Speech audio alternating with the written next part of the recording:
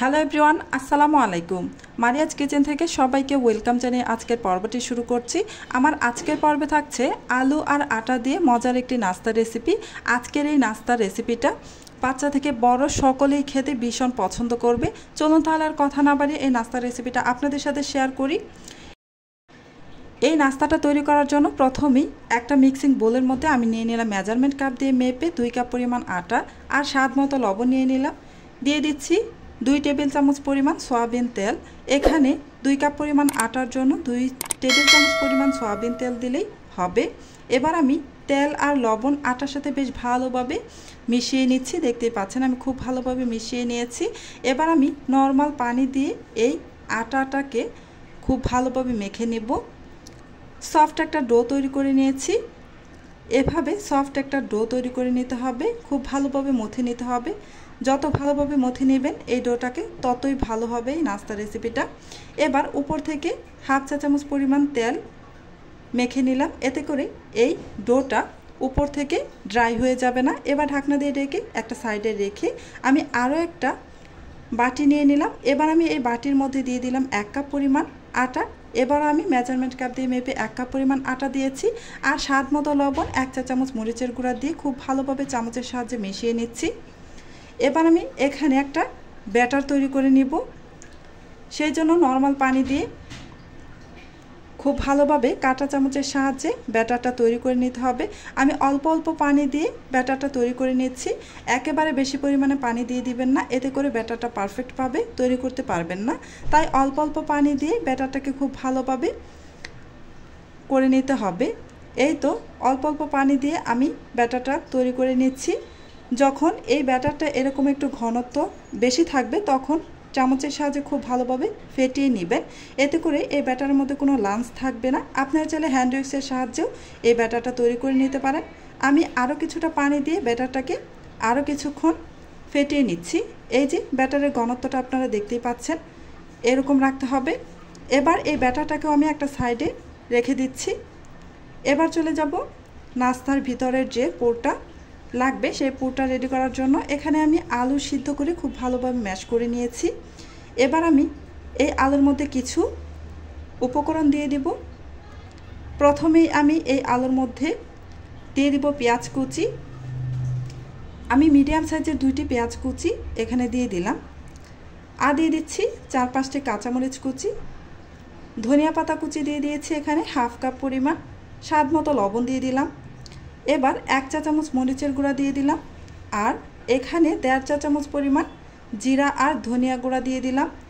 এবার হাতের সাহায্যে খুব ভালোভাবে মেখে নেব, খুব ভালোভাবে মেখে নিতে হবে। আপনারা এখানে মরিচের পরিমাণটা আপনাদের পছন্দ মতো দিয়ে দিবেন, যে যেমনটা ঝাল খেতে পছন্দ করেন। আর অবশ্যই লবণের পরিমাণটাও এখানে সঠিক পরিমাণে দিতে হবে। কম বা বেশি হলে খেতে এই নাস্তাটা একদমই ভালো লাগবে না, তাই লবণটা আপনারা চাইলে একটু চেখে নিতে পারেন। এই তো খুব ভালোভাবে আমি মেখে নিয়েছি, দেখতেই পাচ্ছেন। এবার এই পুরটাকে আমি 2 ভাগে ভাগ করে নিব, সমান 2 ভাগে ভাগ করে নিতে হবে। এই তো 2 ভাগে ভাগ করে নেওয়া হয়ে গেছে।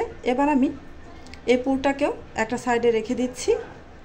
এবার চলে যাব আমি যে ডোটা তৈরি করে রেখেছিলাম সেই ডোটা এখন আমি আরও কিছুক্ষণ মথে নিব। এই ডোটা যত ভালোভাবে মথে নেবেন ততই নাস্তাটা ভালো হবে। এই যে আমি আরও কিছুক্ষণ মথে নিয়েছি। এবার এই ডো থেকে আমি 3টা লেচি কেটে নেব।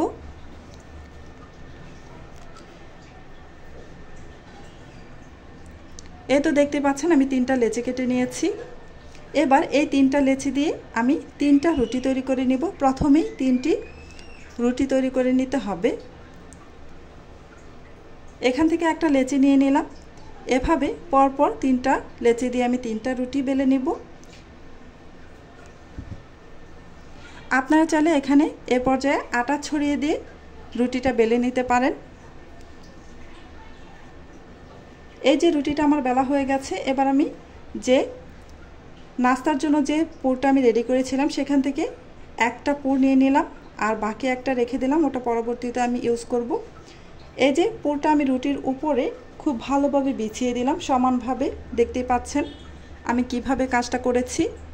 সাইড থেকে কিছুটা রুটি আমি রেখে দিব। দেখতেই পাচ্ছেন কিছুটা জায়গা আমি খালি রেখেছি। এবার উপর থেকে আমি আরও একটি রুটি দিয়ে দিচ্ছি। হাত দিয়ে একটু টেনে চারপাশ খুব সমানভাবে মিশিয়ে নিয়ে তারপর উপর থেকে একটু প্রেস করে নিচ্ছি। এবার এর উপরে আমি পুর দিয়ে দিব। যে বাকি একটা পুর আমার রেখে দেওয়া হয়েছিল সেই পুরটা দিয়ে দিচ্ছি। এই পুরটাকে আমি খুব ভালোভাবে রুটির উপরে ছড়িয়ে দিচ্ছি। দেখতেই পাচ্ছেন খুব ভালোভাবে ছড়িয়ে দিতে হবে সমানভাবে। এই তো এই পুরটাও আমি ভালোভাবে ছড়িয়ে নিয়েছি। এবার উপর থেকে আরও একটা রুটি দিয়ে দিলাম। এবার চারপাশ থেকে একটু সিল করে নিচ্ছি। এখন এই চারপাশে যে এবড়ো থেবড়ো হয়ে আছে এটাকে আমি একটা ছুরির সাহায্যে কেটে সমান করে নিচ্ছি। দেখতে পাচ্ছেন একটু সমান করে নিয়েছি। এবার এই নাস্তাটাকে শেপ দিয়ে নিব। ছুরির সাহায্যে আমি কেটে নিচ্ছি। আপনারা একটু খেয়াল করলে বুঝতে পারবেন আমি কিভাবে কেটে নিচ্ছি। এই তো নাস্তাটা আমার কেটে নেওয়া হয়ে গেছে। এবার একটা ছাড়িয়ে নিচ্ছি।